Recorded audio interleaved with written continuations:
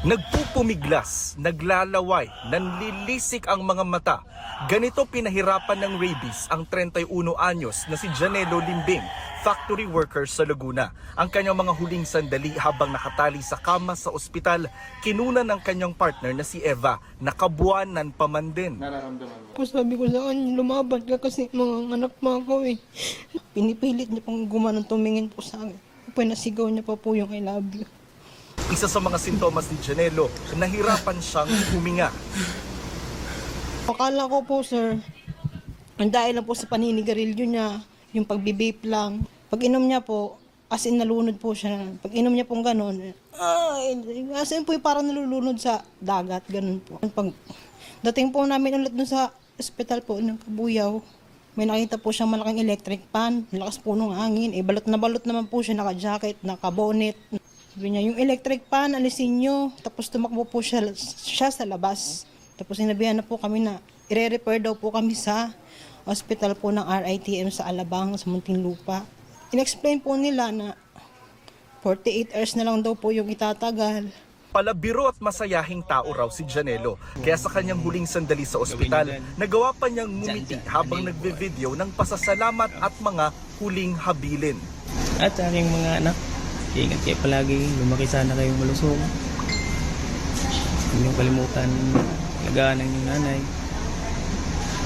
Salamat na lagi kayo ang naging anak.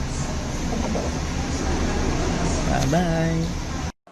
May 15 unang nilagnat si Janelo. Pumanaw siya nitong May 18. Ayon kay Eva, crinimate nila ang labi ni Janelo. Hindi na raw kasi ito pwedeng ipaimbalsamo dahil may rabies pa rin daw ang katawan nito. Ang rabies virus galing sa asong nakatali sa labas ng bahay ng kapatid niya sa Cavite. Nakagat si Janelo noong pang August 2024. Natuklap daw noon ang kuko niya sa kamay. Ang aso naulol daw agad kaya pinatay. Nagpabakuna raw agad si Janelo pero isang beses lang.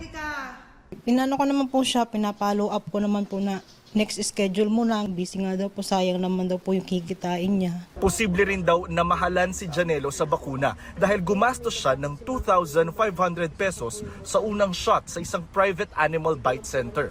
Naulila ni Janelo ang dalawang babaeng anak na grade 2 at grade 4. Babae rin ang paparating ng pangatlong anak nila na binilhan pa ni Janelo ng mga gamit. Problema ngayon ni Eva kung paano bubuhayin ang mga anak, paano babayaran ng 25,000 pesos na utang sa punerarya at saan kukuha ng pampalibing kay Janelo. Makakatog po ako sa inyo na tulungan niyo po ako. Hindi ko po alam kung paano magsisimula para po sa mga anak namin. Masipag mag-post ng reels si Janelo. Umaasang makakatulong din ito balang araw sa kanilang pamilya. Kaya ang huling habilin niya kay Eva, isa publiko ang kanyang sinapit.